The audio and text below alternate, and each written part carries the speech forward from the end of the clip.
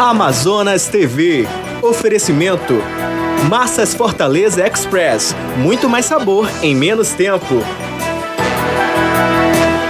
E Unimed Manaus. Bom mesmo é saber que você não está sozinho. Olá, boa tarde. Quarta-feira parcialmente nublada aqui na capital. Você acompanha imagens do centro de Manaus. Confira alguns destaques do Amazonas TV de hoje.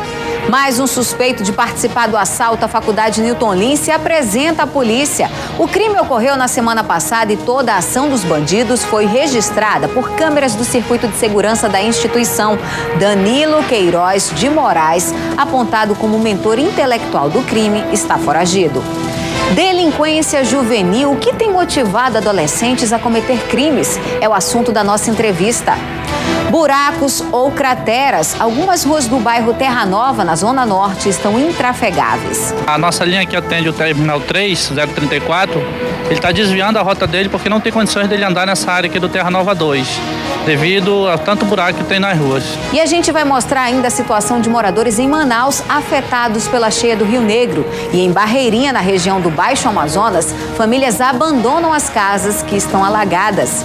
Frequentadores do calçadão da Suframa reclamam da escuridão e do matagal no espaço de lazer.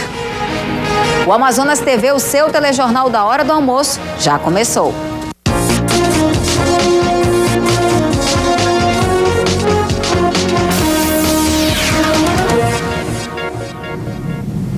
E a gente começa esta edição com novas informações sobre as investigações do assalto à Faculdade Newton Lins. A polícia prendeu mais um dos acusados pelo assalto. Pablo Nascimento Vasconcelos se apresentou no 12º Distrito Integrado de Polícia ontem à tarde. Outras 2 pessoas foram presas no sábado. A polícia ainda procura por Danilo Queiroz de Moraes, apontado como mentor intelectual do crime. O assalto, filmado por câmeras do circuito de segurança da universidade, ocorreu na segunda-feira, dia 29 de abril. E ainda nesta edição você vai ter mais informações sobre este caso. E olha só a situação do calçadão da Suframa no Distrito Industrial, na Zona Sul de Manaus. Frequentadores do espaço de lazer reclamam da escuridão e do matagal que tomou conta de parte da área de esportes. Lixo e mato por toda parte. Este é o cenário da área de lazer do calçadão da Superintendência da Zona Franca de Manaus. No início do ano, nossa equipe de reportagem foi até o local para mostrar o descaso. E o problema continua. Janiele trabalha no calçadão e reclama que não houve mudança. Passou um tempo acesa e aí apagou de novo tudinho. Tá tudo no escuro de novo. Só mato, só lixo, só... Eles dizem que vão fazer, não fazem nada. A quadra de esportes, às escuras. Mesmo assim, os fãs do esporte não deixam de frequentar o local. Desanimados, não acreditam em melhorias, já que o problema é antigo. A forma da gente dar uma brincada, né? Aí a gente convida os amigos e vem pra cá, mas olha aí a situação como é que tá, né? Mas existem aqueles que não desistem. É o caso de Lúcio, que nas mãos carrega o abaixo-assinado com mais de 1.000 assinaturas, pedindo uma solução para o problema. Eu já procurei a Suframa disse que a responsabilidade não era da Suframa, e sim da Prefeitura. E a Prefeitura, infelizmente, me deu a mesma resposta. Então, como vocês podem ver aqui, ó, a Suframa, ela tá abandonada aqui, a quadra da bola da Suframa, como é conhecido, né? Vocês podem ver, não tem nenhum tipo de iluminação. Os trabalhadores do distrito e a comunidade em geral vêm para cá para praticar esporte. Eles são impossibilitados de fazer a prática do esporte por falta de iluminação e também pela falta de capinar, né? Porque vocês podem ver, o mato ele já está alcançando quase a minha altura. Ele alerta ainda para a questão da falta de segurança. Há um mês atrás, nós tivemos, infelizmente, teve 2 casos de estupro. Umas companheiras aqui das empresas aqui do Distrito Industrial. Eu também fiz um apelo para a segurança pública, né, que eles mandassem policiamento para cá. Como vocês já viram que, pela hora que vocês estão aqui, não apareceu um carro de polícia. Então, isso aí é todos os dias.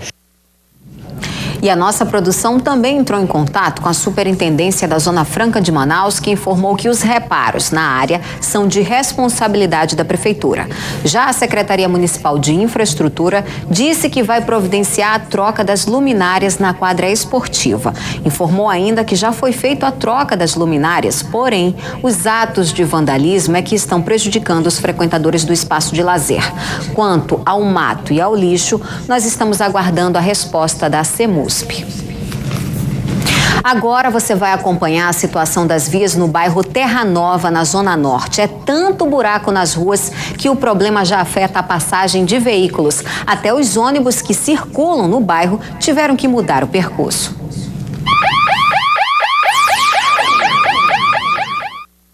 Nas principais ruas do bairro, a sarjeta está com problemas e o asfalto precisa de manutenção. Nesta ladeira, a situação é grave. Nem o caminhão do lixo passa por aqui devido aos buracos. Mas o carro do lixo ele chega só até que esse ponto, né? De lá para lá ele não segue. Os carros que descem aí, né? Pessoas meio doidas, né? Que descem aí. Desavisado. Tá entendendo? E a gente tenta botar até barro aí, né? Na rua. Até os ônibus, segundo os moradores, tiveram de mudar o trajeto. Agora é preciso andar muito para conseguir embarcar. A nossa linha que atende o Terminal 3, 034, ele está desviando a rota dele porque não tem condições dele andar nessa área aqui do Terra Nova 2, devido a tanto buraco que tem nas ruas. Ou o pessoal vão para o Manoa para pegar ônibus, ou então tem que andar daqui lá para a praça do Terra Nova para poder pegar ônibus. E as pessoas que saem de madrugada para precisar trabalhar, chegar cedo do trabalho, acaba se arriscando devido à segurança também aqui no bairro que tem sido pouca. Um problema a mais para quem precisa do transporte coletivo. E não é o único. Essa estudante reclama do tempo de espera. É muita demora, nós temos uma opção só para o Terminal 3 e justamente esse às vezes é 1h30. Só para você ter uma ideia, eu entro na faculdade 6h20. Eu tenho que sair de casa no máximo 4h, 4h30 para poder pegar um ônibus para chegar lá no Terminal 3, que é próximo daqui. A Secretaria Municipal de Infraestrutura informou que no bairro Terra Nova, um simples serviço de tapa-buracos não seria suficiente para resolver o problema e que com a chegada do verão serão realizados serviços definitivos nas ruas como terraplanagem, recapeamento e drenagem profunda. Quanto às linhas de ônibus, a SMTU informou que o bairro Terra Nova é atendido por 3 linhas de ônibus que totalizam uma frota de 19 veículos. São elas 034, 355 e 301. E olha só estas imagens que foram enviadas aqui para a nossa redação por um dos nossos telespectadores. João Bosco é morador do Novo Aleixo e filmou o desperdício de água na rua Rio Valpés com a rua Airão. De acordo com João, o desperdício já dura 2 semanas. Nós entramos em contato com a Manaus Ambiental, que informou que vai ao local. Só não disse quando iria ao local. E enquanto isso, o desperdício continua. E você pode fazer como o seu João, que é nosso telespectador. Se quiser denunciar situações como essa, é só mandar vídeos ou fotos para a nossa redação e assim denunciar essa situação. Você já ouviu falar do projeto Cozinha Brasil do SESI? Ele atua na solução da má nutrição das pessoas. As nutricionistas do SESI ensinam receitas nutritivas de baixo custo e fundamentadas no aproveitamento integral dos alimentos, por meio de aulas teóricas e até de degustação.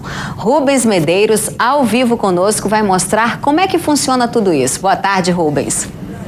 Oi, Lili, boa tarde a todos os amigos do Amazonas TV, muito obrigado pela sua audiência, fica aqui com a gente. Lili, em época onde o DIEESE informa a pesquisa que diz que Manaus tem a segunda cesta básica mais cara do país, R$ 339, não dá para desperdiçar nada não, né? Então os alimentos a gente tem que aproveitar desde a polpa, caroço, casca, bagaço, o que der para aproveitar, a gente aproveita. E não é que é justamente essa a proposta do projeto Cozinha Brasil do SESI? São 2 caminhõezinhos que nem esse aqui, o pessoal da cozinha vai até a comunidade, firmam as parcerias com a indústria envia eles à comunidade para ensinar a população a se nutrir de maneira barata e nutrir de verdade, com coisas que realmente fazem muito bem para a nossa saúde. Inclusive eu convido você, amigo do Amazonas TV, a ficar aqui com a gente, que daqui a pouquinho eu vou voltar para ensinar você, olha que hora boa, hora do almoço, vou ensinar você a fazer uma sopa cremosa de abóbora. Abóbora é coisa que tá barata no mercado, não tá tão cara assim, então dá para fazer coisa gostosa com pouco dinheiro. Fica aí que a gente já volta.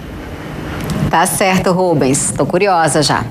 E no próximo bloco, as homenagens a Severiano Mário Porto. Conheça o arquiteto amazonense pioneiro na preservação do meio ambiente e em suas construções. E ainda nesta edição, polícia prende mais um dos envolvidos no assalto à faculdade particular da capital. Não saia daí que a gente volta rapidinho.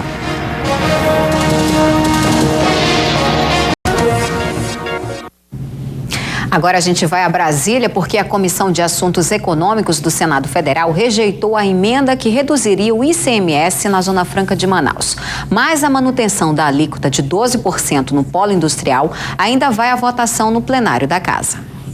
O primeiro duelo entre críticos e defensores das vantagens competitivas da Zona Franca foi na Comissão de Assuntos Econômicos. Por 16 votos a 9, os senadores decidiram manter no relatório a alíquota de 12% para o polo industrial de Manaus. A votação mobilizou o governador do estado, o prefeito da capital, deputados e senadores do Amazonas. Um raro momento em que divergências políticas e questões partidárias foram deixadas de lado. A nossa bancada de senadores agiu de maneira muito correta, muito entrosada, muito competente. Isso foi essencial, porque as negociações políticas foram legítimas e houve uma adesão enorme de todos. Então, essa movimentação que foi feita, com todos os líderes conversando, se aglutinando em defesa da Zona Franca de Manaus, representou essa grande vitória, que é uma vitória para o Amazonas, mas é também uma vitória para o país. Agora a matéria segue para a votação no plenário, última etapa antes de ser promulgada. Vamos trabalhar para que isso seja mantido no plenário. Nós estamos otimistas de que demos um grande passo e que haveremos de confirmar esse passo no plenário. É claro que cada instância é uma instância, cada luta é uma luta. Para o governador Omar Aziz, o Congresso deve agir com justiça com aqueles que mantêm a floresta de pé. Nós fazemos sacrifícios para o Brasil, o sacrifício que fazemos é preservar a Amazônia e esse sacrifício que o povo amazonense tem que ser compensado. Um arquiteto amazonense que ficou conhecido no mundo inteiro por projetos realizados em Manaus. Esse é Severiano Mário Porto. Ele foi um dos pioneiros na preocupação com o meio ambiente durante as construções, como o aproveitamento da luz natural e ventilação para reduzir o uso de aparelhos de ar-condicionado. Conheça agora um pouco das obras de Severiano que estão pela cidade. O arquiteto nasceu no interior de Minas Gerais em 1928, mas veio para Manaus na década de 60 e só saiu daqui 30 anos depois. Deixou um legado arquitetônico reconhecido no mundo inteiro. O uso intensivo da madeira destaca esta agência bancária no centro de Manaus. As janelas são protegidas da luz solar por painéis e no alto, as saídas de ar para dissipar o calor. O Severiano foi pioneiro, inclusive, em algumas coisas, especialmente aqui no Amazonas. Ele já há 30 anos atrás, tantos anos, já levantou questões relacionadas com sustentabilidade, o conforto ambiental, a inserção da arquitetura nas características climáticas locais da Amazônia. Os projetos de Severiano Porto eram muito detalhados. Cópias dos desenhos das instalações da Universidade Federal do Amazonas estão guardadas na prefeitura do campus. No campus da Universidade Federal do Amazonas, ele utilizou estruturas de aço que permitem grandes distâncias entre as colunas e abusou dos espaços abertos. Na sede da Suframa, no Distrito Industrial, é possível entender bem uma das lições do arquiteto. Ele dizia que na Amazônia era preciso primeiro cobrir e depois construir. E aqui a cobertura se destaca, deixando protegidos os ambientes construídos embaixo. Mas o coordenador do curso de arquitetura da UFAM, idealizado por Severiano Porto, lamenta que todo este legado não esteja recebendo a atenção devida. Em vez disso ser um acervo, né, para que a Amazônia se orgulhasse dessa produção, estamos acabando com tudo. Esse reconhecimento, embora está havendo um pouco tardio, porque o Severiano não pode se fazer presente, para a gente agradecê-los, né, com essas honras que nós estamos prestando a ele, né. Lamentavelmente, as poucas obras que estão ainda em pé, talvez daqui a um tempo, por falta realmente de reconhecimento do valor que essas obras têm, possam vir abaixo também. Hoje, Severiano Mário Porto mora no Rio de Janeiro. a mesma cidade que ele se formou em arquitetura e trabalhou antes de se mudar para Manaus.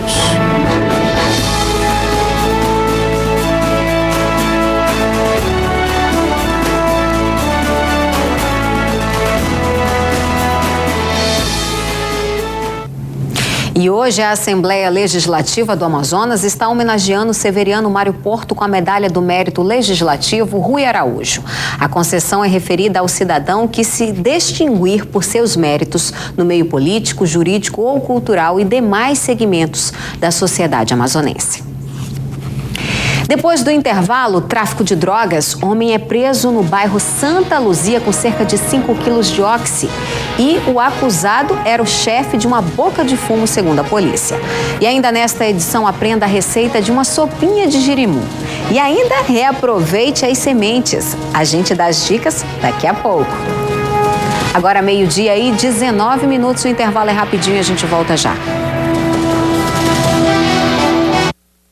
Sangue Bom. Adorei te reencontrar. Eu também.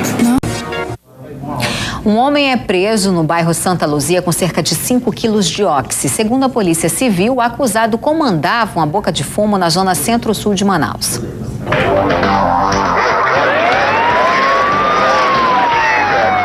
Tiago Pedrosa de Souza, de 24 anos, foi preso no final da tarde desta terça-feira com 4,5 kg de oxi, uma espingarda calibre 12 de uso exclusivo das Forças Armadas, mais uma caixa de munição de pistola 9mm e 5 munições de revólver calibre 38, um celular e uma balança. Segundo informações da Polícia Civil, Tiago Pedrosa já estava sendo investigado há 15 dias. Ele é acusado de distribuir drogas no bairro. Ele não chegou a reagir à prisão. Agora a reportagem completa sobre a prisão de mais um dos acusados pelo assalto à universidade na zona centro-sul da cidade. Pablo Nascimento Vasconcelos se apresentou no 12º Distrito Integrado de Polícia ontem à tarde. Hoje, ele foi apresentado pela polícia. De acordo com a polícia, Pablo confirmou que dirigia o carro utilizado no assalto e recebeu R$ 1.500 dos 43 mil levados do setor financeiro da instituição.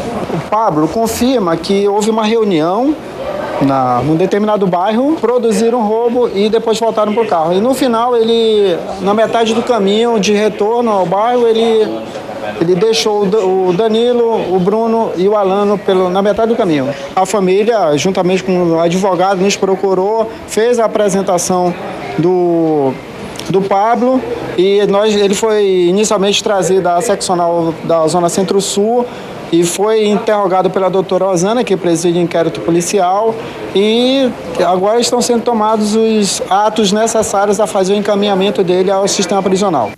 O assalto filmado por câmeras da faculdade ocorreu na segunda-feira, dia 29 de abril, quando 3 homens armados entraram no setor financeiro da universidade. No sábado, outros 2 acusados foram presos, Alain Baraúna Ferreira e Bruno Quênio Teixeira Lobo. Com eles, a polícia encontrou um celular com imagens do dinheiro roubado.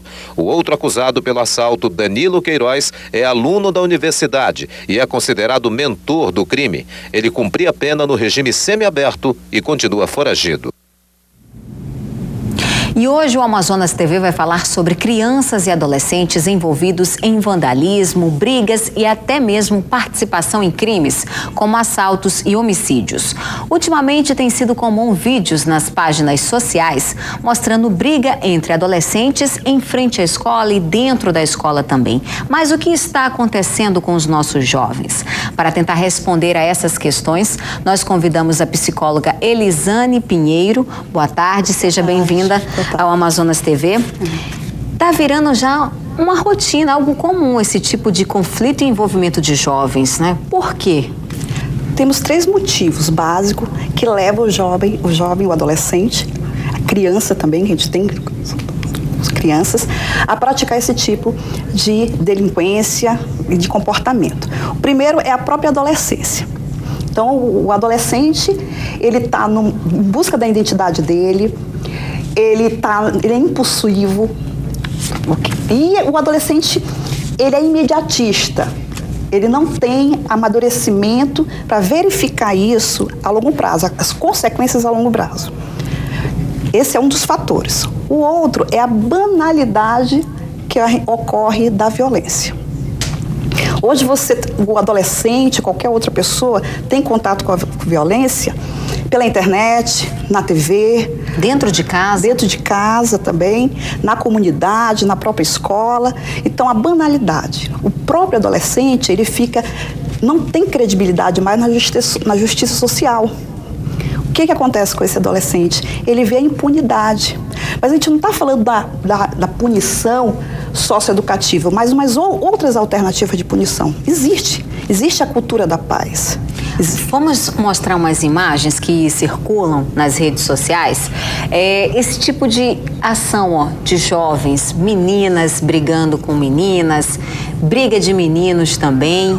Assim, cenas horrorosas, que a gente não era comum isso aí, a gente não via isso daí. E se ocorria, não tinha essa dimensão. O que a gente pode falar dessas imagens é a repercussão que ela leva. O adolescente, por si só, ele é exibicionista. Ele tem a necessidade de se destacar, mesmo que seja da forma errada, mas eu estou aparecendo, eu estou sendo visto.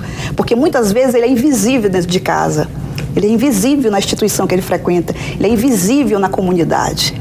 Então, essas redes sociais, ela repercute muito rápido. Então, dá a notoriedade que ele necessita para se destacar, mesmo que seja de forma negativa.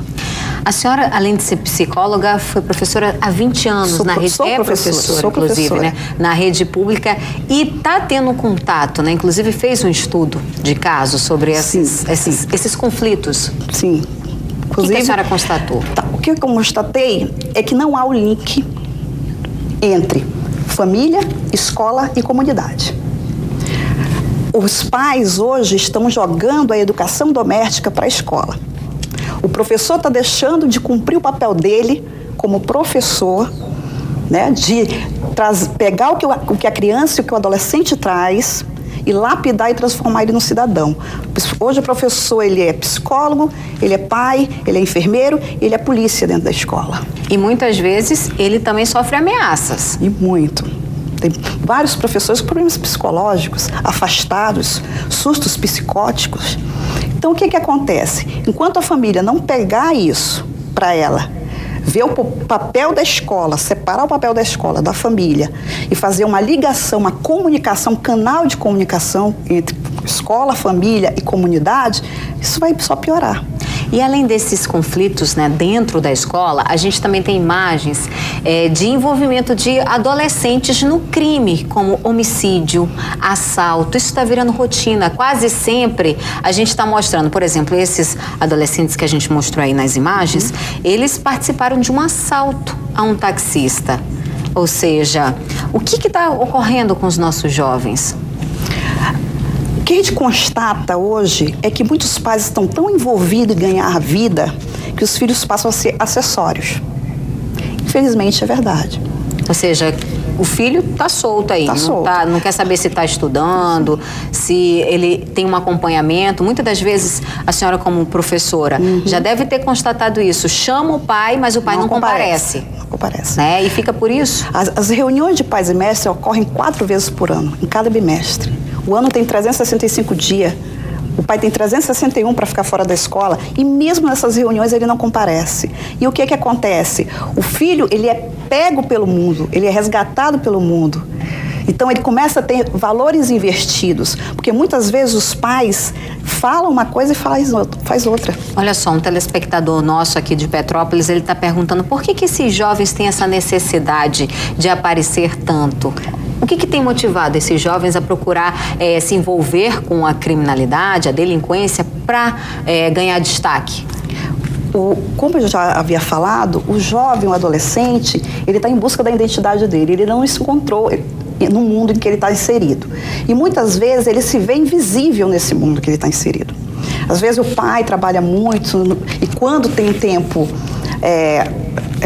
livre, não se dedica ao filho, não vai na escola para ver como é que essa criança está, como esse adolescente está, que aí o mundo resgata ele, a atenção que ele necessita, o grupo que ele quer ficar inserido, resgata e passa valores distorcido para ele. Por exemplo, jovens que cometem atentados, participam de atentados, que isso tem uma repercussão enorme. Isso é aceitação pelo grupo. Que não tem, né, essa aceitação, não tem essa atenção dentro de casa. Aí vai procurar no grupo uma extensão dele. Ele vai querer se identificar com aquele grupo.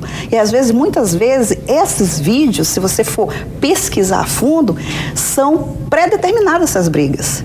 Eles marcam pela rede social, eles marcam dentro da escola e ficam todos em silêncio. É como se fosse um grupo, né? Silêncio para que os professores não fiquem sabendo, para que a instituição não fique sabendo, para que não ocorra. Senão a instituição vai lá e vai impedir que ocorra. E aí eles marcam isso e vão para fora da escola, porque dentro da escola a punição já vai ser maior.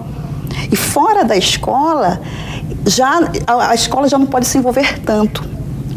Já precisa do apoio dos pais. Qual é a orientação para os pais que estão assistindo a gente agora? Atenção aos seus filhos. O filho não é acessório. O filho, ele precisa de acompanhamento na escola.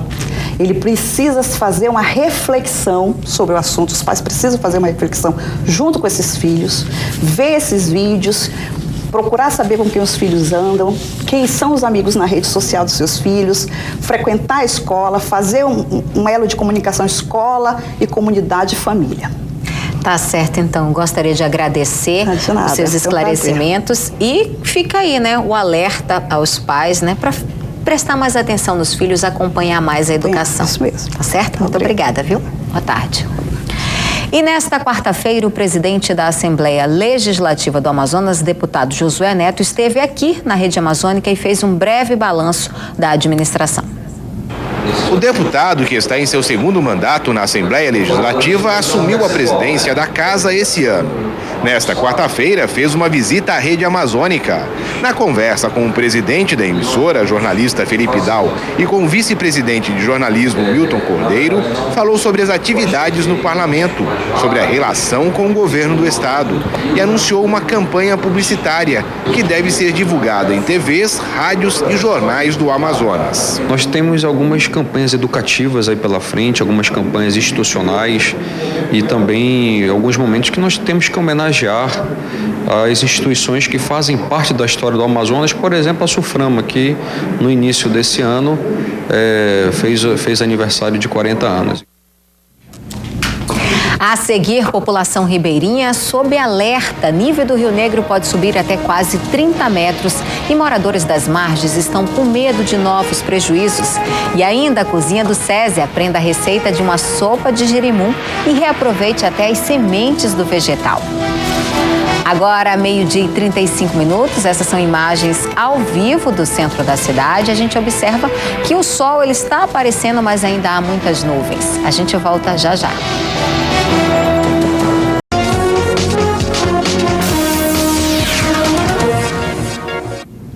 O CPRM informou na semana passada que o nível do Rio Negro deve subir até 29 metros e 46 centímetros. O rio sobe, em média, 5 centímetros por dia. E quem mora próximo à orla do Rio Negro teme que o pior aconteça. O medo virou o companheiro número 1 da população ribeirinha. O último alerta de cheia foi dado semana passada pelo CPRM. Este ano, o nível do Rio Negro deve atingir 29 metros e 46 centímetros, segundo o Serviço Geológico. A água sobe, em média, 5 centímetros por dia. A população ribeirinha está sob alerta. Esta família que vive no bairro Educandos teme o pior. Na última cheia, a força da água levou parte da cozinha e um dos quartos da casa. A moradora mostra que hoje a estrutura está comprometida. A casa balança toda.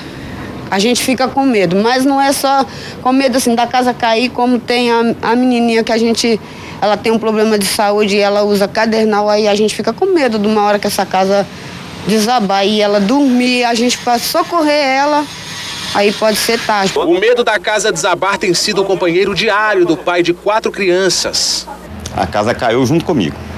Por sorte, eu não me machuquei, que eu pulei primeiro que a casa, né? Um pedaço da cozinha desabou. Desabou. E um quarto ali também. Ali tá pra desabar também. Como se não bastasse a falta de estrutura do local, o medo da força do Rio Negro, outra coisa também preocupa bastante essa família, as doenças.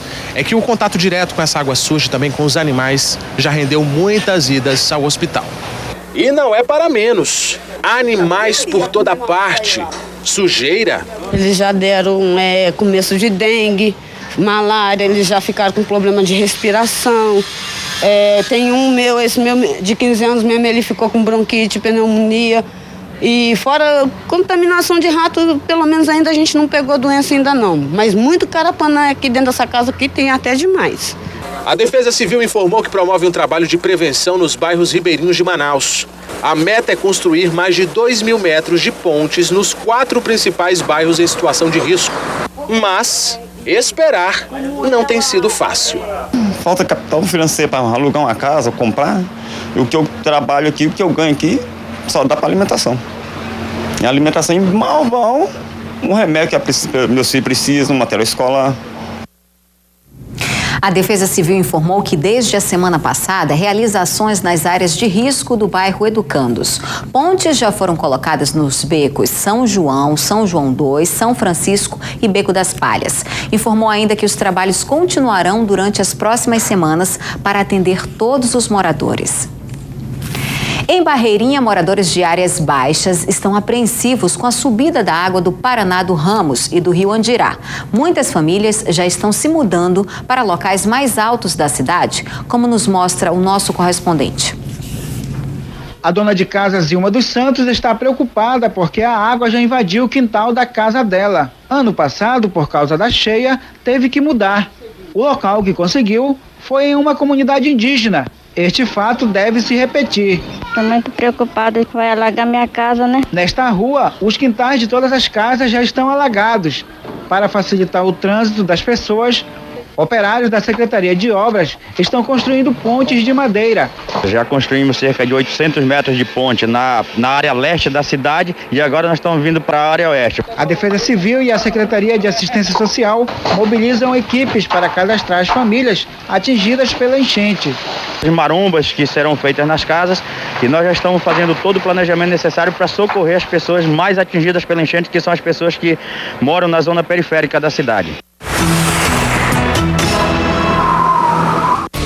O céu amanheceu com poucas nuvens na maior parte da região norte. À tarde, a nebulosidade aumenta e pode chover em quase todos os estados. Confira as temperaturas. Mínima de 20 em Rio Branco e de 22 em Porto Velho.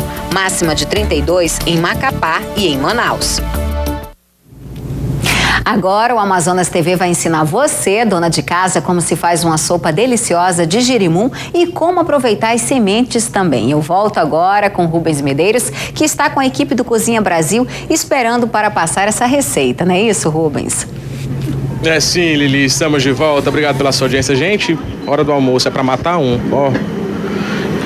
Olha a cremosidade, Liliane, dessa sopa de girimum. Vamos aprender a fazer? Vamos lá? A Argentina, passa pra gente quais são os ingredientes. Tudo muito baratinho, tudo que você tem em casa. Quanto de girimum? Aqui nós temos girimum in natura. Aqui nós já temos ele que já está cozido com o arroz.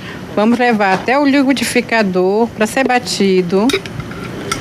Pode misturar com arroz mesmo, que tiver o resto de comida do almoço, você faz a janta. Você tem uma sobrinha de arroz, você já aproveita para cozinhar com esse girimum. Então vamos lá, 3 xícaras de abóbora cozida, 4 xícaras de água.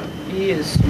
4 xícaras de água, aí vem a cebola, que já está picadinha, o tomate, o pimentão, nós temos a couve também, que nós acrescentamos para enriquecer esse prato, o cheiro verde, o coentro, o sal. Tá? Então vamos às quantidades. Vamos lá, vamos anotando, gente. 3 xícaras de abóbora cozida, 4 xícaras de água, 4 colheres de sopa de arroz, 2 xícaras de leite líquido, 1 xícara de cebola picadinha, 1 colher de sopa de margarina, 1 unidade pequena de pimentão, 1 xícara de tomate picado, 1 maço de couve picada, 1 macinho de cheiro verde. Depois coloca tudo na panela? Isso, coloca na panela, né? Nós vamos dourar primeiro. A Elisa aqui vai mostrar a gente que a gente já vai dourar o alho, a cebola, né? Depois vai acrescentar a cebola.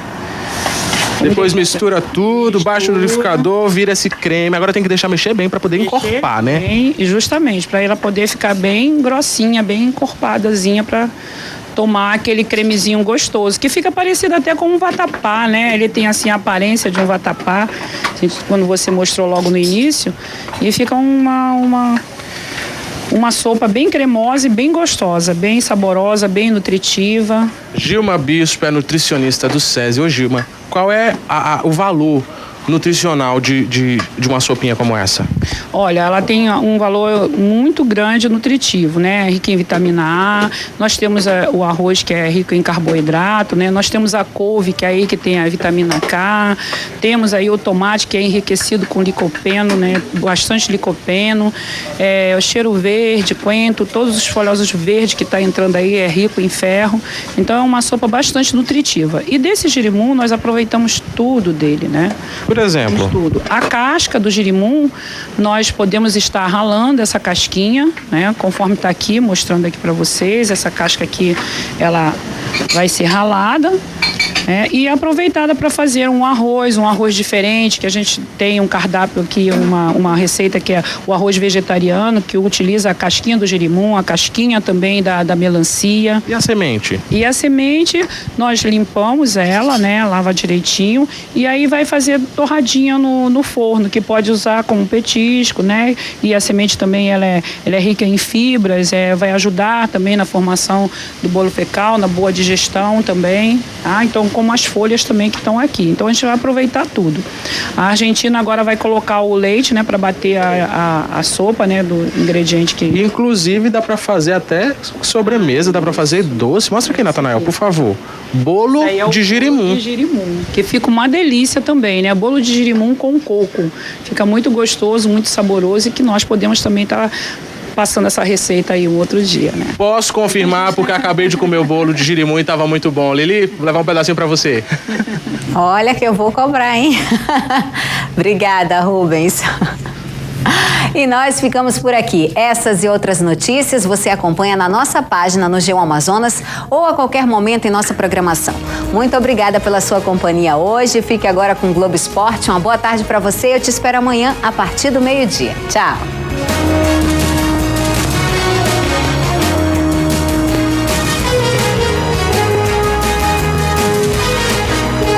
Curtição e atitude, Malhação. Hoje, 15 para as 6 da tarde. Assista agora Globo Esporte.